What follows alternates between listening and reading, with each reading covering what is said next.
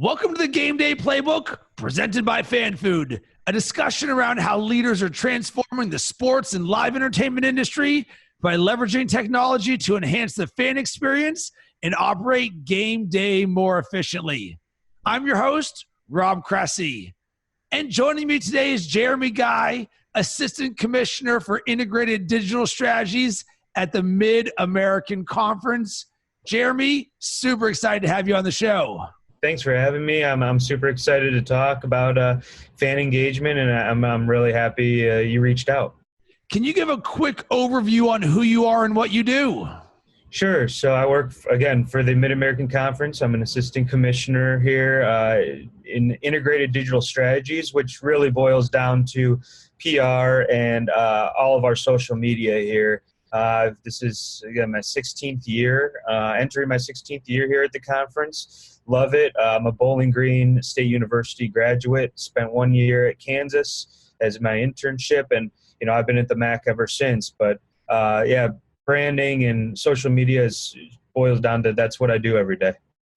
So you'll be happy to know that I am a graduate of Miami University. Nice, very nice. So I bleed the MAC, and I was there when Miami had arguably their best basketball team with Wally Szczerbiak. Yeah. And that was my freshman year in college, where we actually rushed to the court and got on ESPN when we beat Tennessee, which was the pinnacle of my college sports experience. And for Miami, the sports pinnacle has been few and far between, unfortunately. But then the second thing where I got lucky is that Ben Roethlisberger was my college quarterback, which would have been my junior and senior year, and then he was actually there one more year prior to that. And it just so happens that I'm a Pittsburgh Steelers fan, of which the Steelers drafted Big Ben. Yeah. So my blood is nothing but Maction, baby. That's awesome. That's all. And we must be the same age, because I think my senior year of high school was maybe Wally's last year. And then, throughout college, I got to see Ben march up and down the field on my Falcons pretty much every year. And then we'll see what happens now, but he's been doing it to my Browns ever since. So, I've had quite a history with Ben, and Wally was great for the league. I mean, those two guys right there have been huge for the MAC. So, you saw the good years for the Redhawks for sure. And my favorite non-Miami player, which is super on brand for you, would be the Shaq of the MAC, Gary Trent from Ohio University. Yeah, absolutely. He was a good one too. I'll tell you, really quick before we get into things, over the years or since I've been here, the names that have come through and just the superstar power that comes out of the MAC has been ridiculous. You talk Khalil Mack, Julian Edelman, Antonio Brown, Ben, I could go on. And then, basketball, a little less, but we've had guys like Gary Trent, Wally Szczerbiak, other guys that just have performed. And it's fun because I guess when you're looking at the MAC, those guys are recruited heavily. And then you see what they become now in the pros, and they're like megastars. He's Super Bowl MVP. You could even go to Sean McVay, who's, a Miami guy as well, and Super Bowl head coach. In his, second year? So, a lot of great storylines and guys that have come out of the MAC for sure. So I think this is a nice transition to talking about fan experience, because for me and certainly you, the college that we went to, there's a certain amount of loyalty and fandom that comes with that. And as we've looked at the evolution of social, so when I started college, social media did not exist. So the fandom, the reason we went so crazy when Wally beat the ranked Tennessee team on ESPN is because there was really no other outlet for us to share our enthusiasm for the team and what was experiencing. But now if you fast forward to things, fans want to be able to go as deep as possible, which is where I believe you come in to help the conference share video and content and behind the scenes. And can you give your mindset sort of your creator brain for the conference and how that relates to fan experience? Well, you said it kind of in your opening, and I guess it's worked, and it's worked throughout the years. The very first time I won't say ever that I created it. I saw it, but I took and ran Maction. I was the only one doing our Twitter account. I was the only one operating all of our social media at one time. This is probably now, wow, almost 10 years ago, maybe when Twitter started really booming. But we hung on to the term action, and we just thought, hey, it's kind of just evergreen. It's a word that works, but let's tie it to stuff. Let's tie it to everything we do on social. And I mean, you talk about the content, you talk about great players, you talk about great moments, teams going to big bowl games, to College World Series. Everything we put onto that has that Maction brand. And over the however many years that we've used it, it's a national thing. You could find a lot of people in this country that know exactly what Maction is, what exactly Maction stands for, that we play games during midweek, in November. And it's just really taken, its own kind of path, and it's been great to see. It's just it's our website. It's on all of our signage, and that all started from social media. And I think that's a big reason is because our fans got behind it. They like it. They love saying Maction. We can't wait for Maction. We miss it. And really tying in all of our video, all of our content that we do, just keeping that in mind and that brand in mind of what we stand for is what we try to do day in and day out. So how do you try and stick to your brand and not stray from it when you're dealing with a handful of different schools? So you're just not necessarily one organization, even though you're a collection of organizations promoting the greater good. Is there any differentiation from someone who just runs like the Miami University account as opposed to the MAC account? Yeah, we work with all of our schools. I mean, all of our schools in this day and age, they all do their own thing. What we try to do is there's not a possible way when you're dealing with 12 schools and 23 sponsored sports to get everything in. There's just not. So you got to pick and choose. In this day and age, I think we stick more to the graphics. We stick more to the highlights. We stick to championships, to video content and all that. And I think, it's tough. If you're off Twitter or anything for 5 minutes, you feel like you're missing something these days. That's just how it goes. So what we try to do with our schools is just really always tie in and keep an open line of communication of what's going on their campus, how we can help spread their big messages. And then really around championships time is where we really come into play, because those are our events. Sometimes they might be posted on a campus, but our neutral site events, or when we go to a championship, we try to blow that out. That's big thing for a lot of these student athletes. Not all of our student athletes obviously go pro. So the championship, especially when they're an upperclassman, this could be the last time they're competing. So we try to make that really special. We try to get behind the scenes, and we try to push as much content, no matter what the sport is, for that individual, for those schools, for those coaches. How do you think about the usage of the platforms? So as I think about sports, and certainly football and even basketball itself, Twitter is where the conversation is. So there's NBA Twitter, and then there's sports betting Twitter, and then there's insert any number of versions of types of Twitter. So do you find that you lean more on Twitter as opposed to right now Instagram is arguably the number one platform when it comes to all things engagement, but you're much more likely to shoot off 20 tweets in a day than you are shoot off 20 different Instagram videos. And oh, by the way, Instagram is owned by Facebook. So what is your mindset when it comes to the platforms? Yeah, I'm glad you asked that, because I just put together a report. We have our media day meetings next week, and I put together something for our athletic directors. And what it does is outline each platform. I think Facebook is like a mass reach platform, a thing where they've changed that algorithm, and I have no clue. But that's where you want to take your live video. That's where you want to take any video that you have from a championship. I think that's your best bet on that platform. Like you said, with Twitter, that's in the moment, right? That's all real time. That's when you're following an event, when you want to share highlights, when you want to share gifts, when you want to be conversational. That's definitely our bread and butter.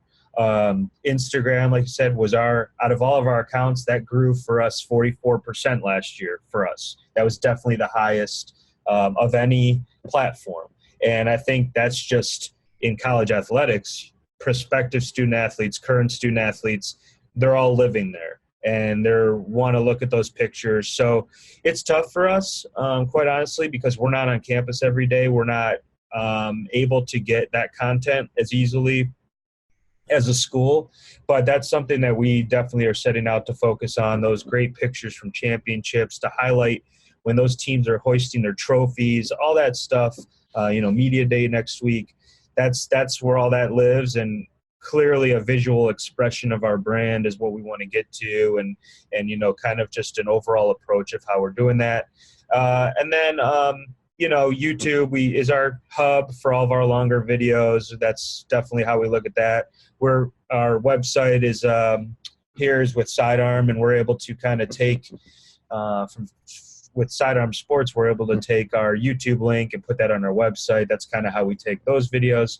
And then it comes to Snapchat, and to be honest, Snapchat for us, we know that there's value. That's where fun is. That's where like real raw access is. We have a feature right now that we've run probably 3 years where we will hand it over our Snapchat account to student athlete, our COSA group, for a day in the life of a student athlete.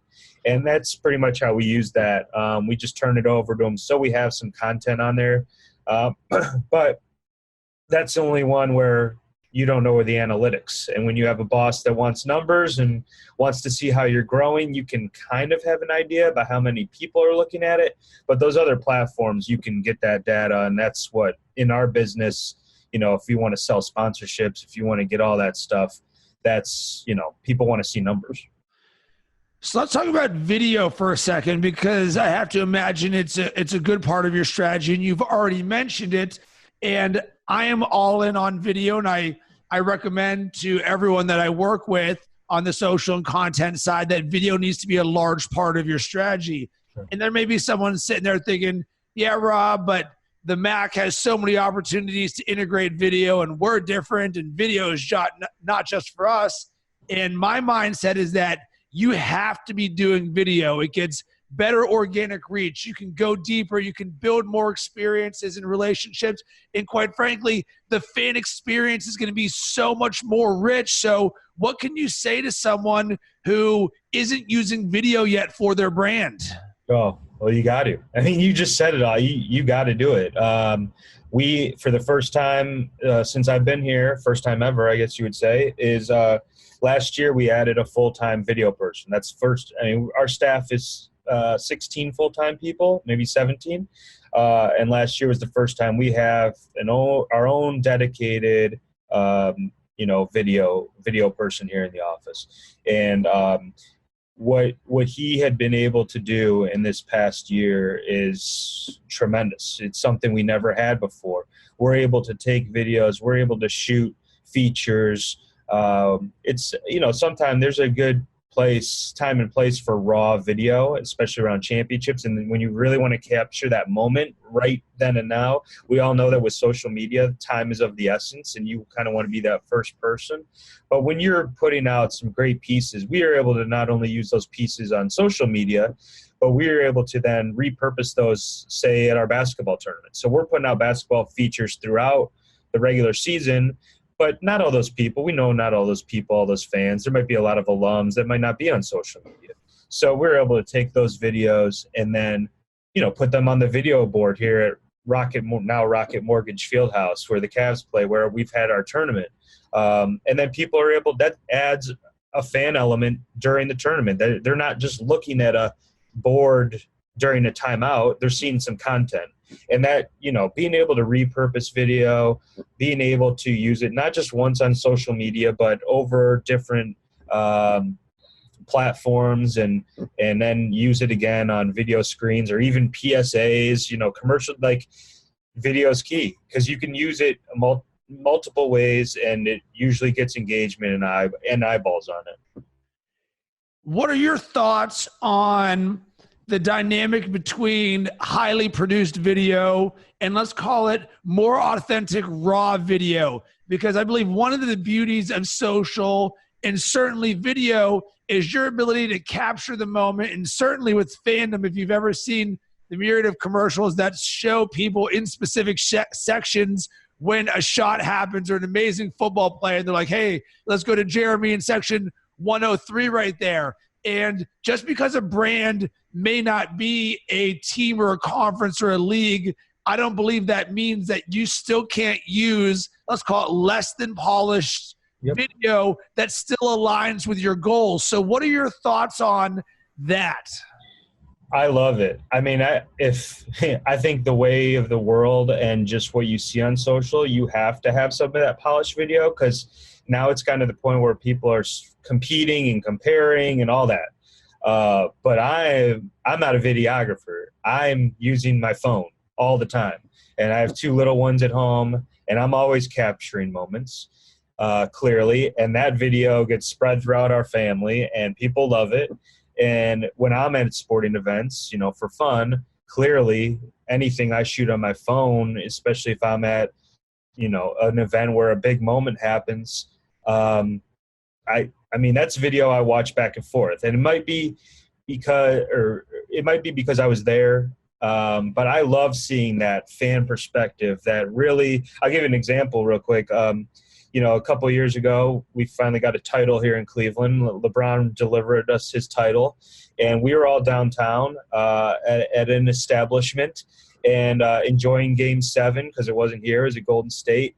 And I still have that video from inside this bar that we were in and the celebration that ensued and outside spilling onto the streets. And just that, having that viewpoint, and I posted on social media, having that viewpoint, having that excitement, that just like right now, that video is great. And we use that a lot here, locker room celebrations, that stuff's not polished. You go in there with a phone.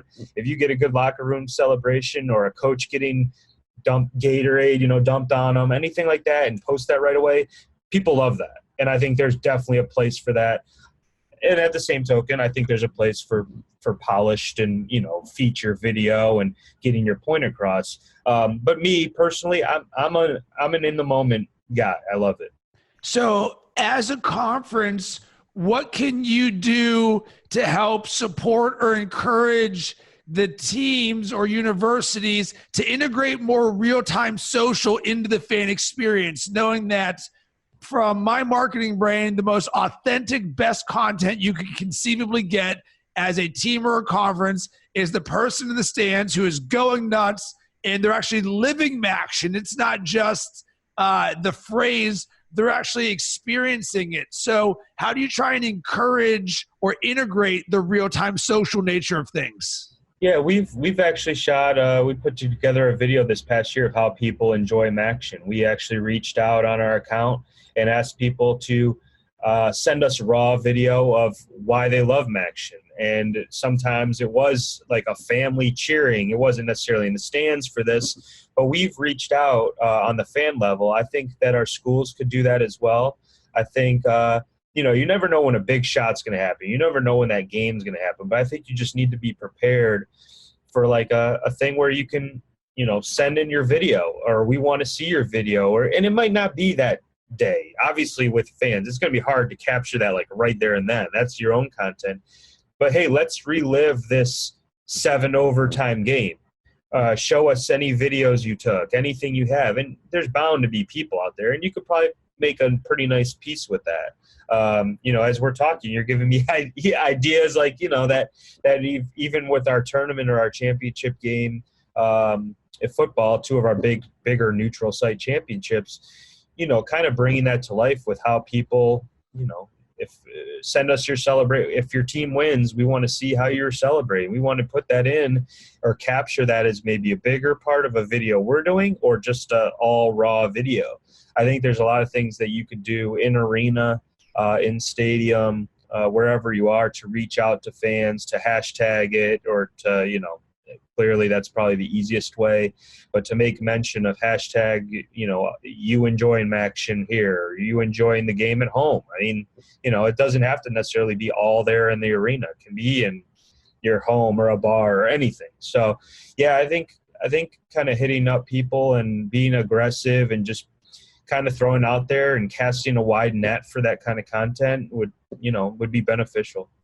And my one tip for this to generate user-generated content is you have to be proactive about it. So as you've mentioned, you need to consciously put in your messaging on social media, in arena, or in places, we want you to send us X, and be specific about it. Because so often one of the places where a lot of brands fail is that they don't get engagement with their fans because they never ask a question. Everything is always, look at what we've done. And it's like, it's cool and all, but there's like, I'm not just going to watch a million highlights. Sometimes you may want to see, oh, by the way, we would love to see what was your reaction here? Where were you? Send us a video. And that's what's really part of the relationship between a brand and the fan on the social side of things is if brands asked a question in every single post, guess what would happen? Their engagement would rise. Yeah, absolutely. No, that you're dead on. And I think, from our standpoint, that's something that we try to work on, or what we're looking to work on this past year. I think there's definitely a mindset that you get into when you're getting in season of players of the week, especially for us. I mean, that's one of our big things is promoting who won player of the week or the result of a game. But adding those questions to fans, or, even before the games, like what non-conference football game are you most looking forward to today? Or what conference game are you looking at? Just getting that. And we've definitely tried to reach out and ask those questions to get that engagement. Again, Twitter, get a ton of engagement. Facebook's still working on how to really grasp getting those people to answer those questions and to get engaged. But it's one of those things that there's never been a real playbook, I feel like, written about all this, and a lot of it's trying out what works for you, your brand, and finding out how your fans react and what times and all that good stuff. Jeremy, I really enjoyed this conversation, not just because you're awesome, but also because I love the MAC. And while we're having this, I'm thinking about Antonio Gates and your former coach, Urban Meyer at Bowling Green. And the list goes on of amazing people from the MAC. Where can people connect with you in the Mid-American Conference? Sure. So first, our official on Twitter, our official handle is @MAC Sports. Just MAC Sports. We're the same on Instagram, just Mac Sports as well. Our Facebook is Get Some Action. And then my personal Twitter is I'm That Guy JG. And again, it used to be just, a lot of conferences have like their Mac or SEC, whatever tied to their name. But we even felt here that social media is important for users and professionals as well. And you almost sometimes have to create your own brand. And we do focus everything. We've pushed everything. We used to all cover our own sports on our own handles and then kind of push things to the MAC. But now everything's under one umbrella. We made that change. It couldn't have been a better idea. But we still have our own comments about whether it's MAC stuff or, just everyday things. And I think, social media is a fun place to be. It's a conversational place to be. There's things I'm interested in that, aren't MAC related. So that's when we tied back. So yeah, personal, and I do talk a lot of MAC stuff, but mix in my fair share of professional and a lot of social media, digital stuff, golf right now, big, been watching the Open all day. So yeah, I'm That Guy JG is mine. So I appreciate the time, though. This has been great. And as always, I would love to hear from you about this episode. Did it cause you to think or take action? And I've got a specific call to action about video. Can you take us to one moment where you were at a sporting event or watching a sporting event where you captured video, just like Jeremy watching Game 7 for the Cavs?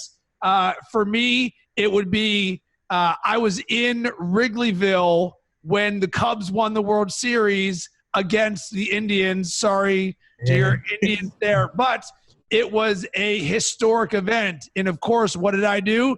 I captured raw video of it because it's something that I'm going to have with me forever. And we want to see that from you or hear from you. You can hit up FanFood on Twitter at FanFood On Demand, on Instagram at FanFood App, or on LinkedIn. And as always, you can hit me up on LinkedIn by searching Rob Cressy. It's going, it's in there. A new Major League record. New Major League record. New Major League record.